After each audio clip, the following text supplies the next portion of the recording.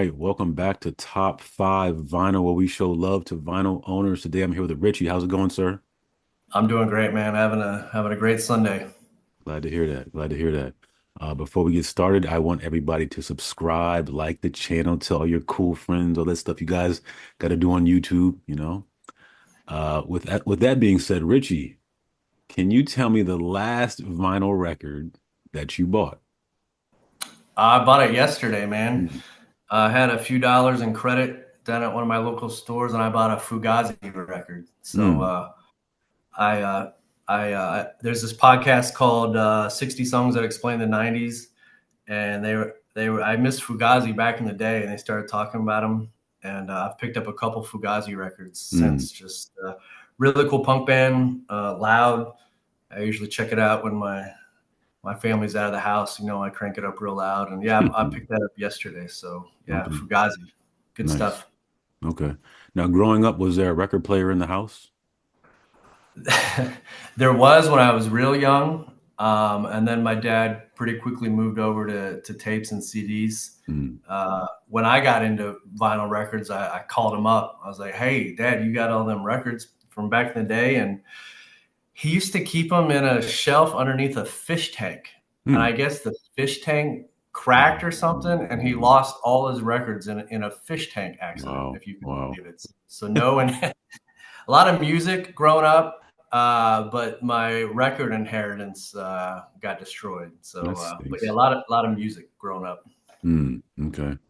And do you remember the first vinyl record that you bought? The first vinyl record I bought, I do remember, and I have here with me. Hmm. It's Dire Straits, Hmm. Brother in Arms. Okay. And my wife bought me a record player for Christmas, and we were listening. She got me Fleetwood Mac and some other stuff. But when I was out in the record store looking for myself, I bought this thing for about $15. It's on every list. I read a bunch of lists about like great records to test out a record player. Hmm. Steely Dan, Aha comes up a lot, if I'm saying that right. And Dire Straits, Brother in Arms comes up a lot. And it's just a great, great record, man. It sounds really good. I, Money for Nothing, a lot of hits on here. And didn't realize until I was looking through the liner notes that Sting sings background lyrics Hmm. on some of this stuff. So Hmm. it's a really cool record, man. I've bought a few Dire Straits since I got this one. But yeah, that's the first one I bought. Okay. It's really cool. All right. Cool. That's awesome. Okay. Yeah. Now, excluding the record store that you used to work at, Yeah. do you have a favorite record store to buy albums from? Or Yeah, I have you? was telling you in the pre-interview that I used to work at this place called Streetside Records. It was a big chain in central Missouri and in St. Louis and Kansas City. Anyone from Missouri listening to this will remember that place. But here in town, my favorite spot. There's two spots I go to. Hit Records downtown.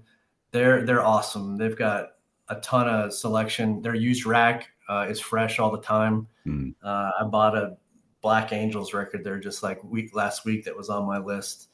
And the thing I like about them, I think that they're so fair when it comes to trading in records. They give good fair deals, Hmm. and so I trade with that guy all the time. B side in town always has fresh stuff in their used bin that I like to look through. And then after that, man, I just hit up the antique malls Hmm. and try and go to garage sales and estate Hmm. sales, just looking for stuff, looking for things that are interesting, trying to get a good deal. But yeah, Hit Records and B Side here in Columbia are really cool spots. Okay.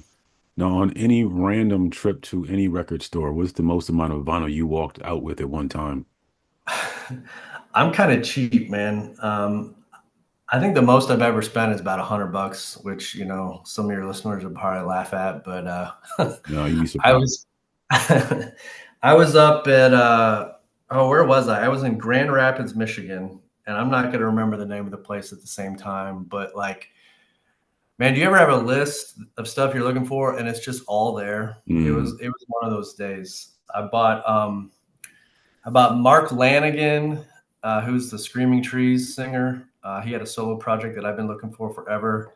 This band, Rat that is from the 2000s that I've been looking for.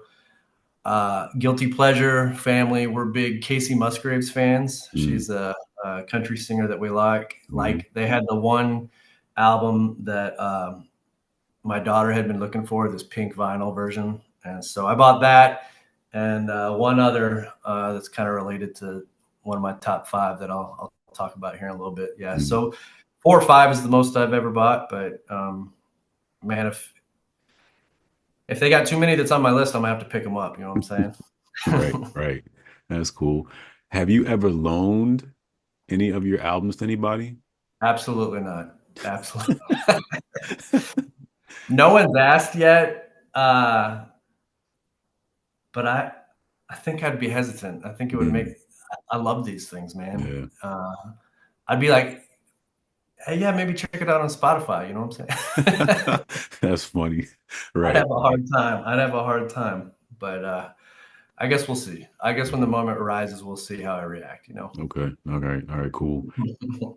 And Richie, being that this is top five vinyl, can you Yes. show me number five? What is the fifth album that you have in front of you right now? All right. So, like I was telling you, man, the 5 records I'm gonna show you, these are all bands that either I ignored or just wasn't into growing up, and I picked up these records, and I'm so glad I did. And it's vinyl for me. It's just been kind of an exploration of stuff that I missed growing up. Mm, And so I'm gonna start with number five, which is The Cure. mm, The Cure Disintegration. And this thing's on a lot of lists, man. I saw one list from an English magazine they called this the second best album of all time. mm, They called Songs in the Key of Life number one and The Cure Disintegration number two. And it's so good, man. Especially on a rainy day or something. It's melodic. It's orchestral. You crank this up super loud.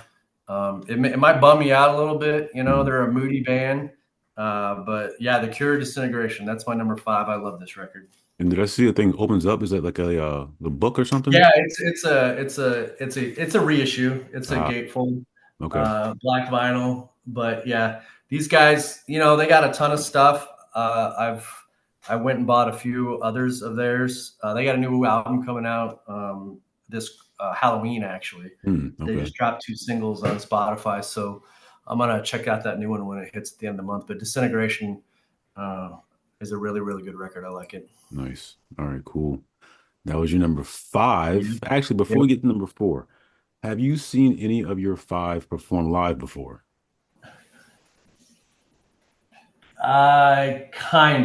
Kinda.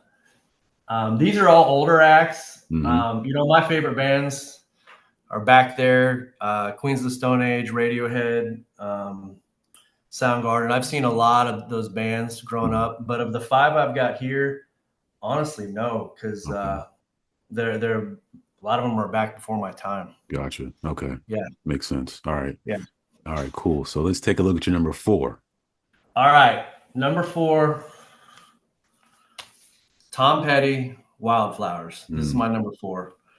So, dude, all I listened to in the '90s was alt rock, like Nirvana, Pearl Jam, STP, all that stuff, and then Korn and Limp Bizkit. It got weird there after we lost Kurt Cobain. But I used to think Tom Petty was like classic rock. You know what I'm saying? And I just wasn't ready for it at that time. But this album, this is a brilliant, beautiful album. The reissue itself, his daughter was part of, and so it's got beautiful artwork. mm, It's got a whole extra disc with extra tracks that he recorded. There's in the liner notes is a whole tribute that his daughter wrote about Tom, and it just sounds so beautiful on vinyl. The acoustic the acoustic guitars involved, and just his songwriting. And I think a lot of people say it's his best album, but it's something I missed in the '90s mm. and picked back up, and I love it. That Tom Petty record, it's really Better, good. better late than never. Yeah, man. Everything I'm gonna show you is like, well, except for one, which we'll get to next. But most everything I'm gonna show you are things that I'm like, man, I should have been listening to Mm, this a long time ago. You know what I'm mm. saying? It Yeah. happens. Yeah. All right, cool. That was your number four. Let's go ahead and Yeah. take a look at your number three. All right. So I usually don't brag about compilations or best ofs or soundtracks, but this is the Mm, best soundtrack record of all time. And I'll try and make this quick, but when I was little, I lived overseas and we were listening to like DJ Jazzy Jeff and Fresh Prince and Spin Doctors and all the stuff that was on the radio. And then this girl moved over from the US and she made a mixtape for us. mm, And it was all from this album. It was Alice in Chains, it was Pearl Jam, it was Smashing Pumpkins. And there's a song on here by Soundgarden called Birth Ritual, mm, which like blew my mind. mm, It put me on rock music forever. And Jimi Hendrix is on here. Screaming Trees are on here. There's just so many good tracks on this one, and it's a really personal album for me because it's got that Soundgarden track on it. mm, Um, not to be hyperbolic, but that song changed my life, man. It mm. kind of put me on hard rock music, and so I love that single soundtrack. I love all the bands that are on there. It's really cool. Nice. All right, Yeah, cool. All right, so that was your number three. Let's yeah. go ahead and take a look at your number two. So number two is thanks to my dad. Mm. And it's Harry Nilsson, Nilsson Schmilsson. My Okay. dad played this record all the time, and it was just buried in the back of my head, you know. And then fast forward 20, 30 years later, um, dude, I love this one. It's such a Mm, personal album for me. I have my own subgenre of records back there that I call Sunday morning records. You know what I'm saying? mhm. Stuff you just put on in the morning. Don't want to wake up the neighbors or freak out the dog or the kids. All And right. Harry Nilsson, it's a beautiful record. It's got the lime and the coconut song, if you know what I'm talking about. Mhm, mhm, But it's just a smooth pop rock kind of album. Means a lot to me personally. Listened to it growing up, and yeah, Harry Nilsson, man, check it out. It's really good. So sadly, I'm thinking that is not the original your dad had. No, the Yeah, fish tank accident, I'm sure took it. yeah, yeah. That's I bought a reissue of that one, but I love the tracks on it. So okay. All right. yeah, And for the grand finale, Richie, what do we yes, have for number one? my number one is Roxy Music. Mm, Roxy Music. They're from the '70s. Brian Ferry, Brian Eno are in Roxy Music. And dude, I've tried to put all my friends on this, and they're all like, "Nah, man." But like, I love these guys. mm, They're dramatic. They're extremely talented. They never really hit it big, but their first five albums are like untouchable. mm, This one I came across. It's the interesting thing is it's the U.S. version, mhm, and I learned pretty early on in vinyl that you got to be careful what version you buy because not all the songs are on there. There's a mm. song on here called Virginia Plain Okay. that if you buy like the reissues, they're the reissues of the British copy, and Mm, they don't have that song on it. So I mm, found an original U.S. Pressing at my local store, but ever since I bought that Roxy Music album, and then I bought the next Roxy Music album. I have all of their major releases, and I bought a whole bunch of the Brian Ferry solo stuff. And there's just something unique about it that I really love. mm, Um, I'll try not to run your show too late, but I know a lot of the bands that I'm into, like Radiohead, were into uh, Roxy Music. In fact, there's this uh, movie called Velvet Goldmine where Radiohead performs Roxy Music songs, mm, and that thing costs about $200. So I'm mm, I'm waiting until it comes down a little bit, but I'll own a mhm. copy of that. I mean, it And might be a nice little yeah, Christmas gift, ask the wife for it, you know? yeah. So that's my number one, dude. Someone bought that soundtrack that I've been looking for forever in a used bin at a FYE. They Mm. posted about it on Reddit. They found it for like $20, Oh, and I'm just like, wow. dang, man. Wow. So Perfect now I got to timing. check. Now, whenever I'm in the mall, I have to look at the bargain bins because there may be some old inventory there Hmm. that Hmm. I need. You know what I'm saying? So yeah. Turns out vinyl records from the 90s are super expensive. And so that's what got me looking at 70s and 80s stuff. Mm. And it took me on this like musical journey that I wasn't expecting. Yeah, And it's been a really cool experience. yeah, So absolutely. Yeah. All right, cool. Well, yeah. Richie, I want to thank you so much for your time. Thank you for sharing your five with me. Yeah, man. And thanks for doing this show. Like, we're all just vinyl geeks and, we get to talk about it with somebody. Hmm. And that's cool, man. Oh, yeah. Some of my friends are tired of hearing me talking about it, but I get to talk to you about it. So that's pretty cool. That's So, funny. That's hilarious. All right, cool. so yeah. Yeah, man. Well, thanks so much. We'll talk soon. Yeah, we'll talk to you later. All right, Out man. here.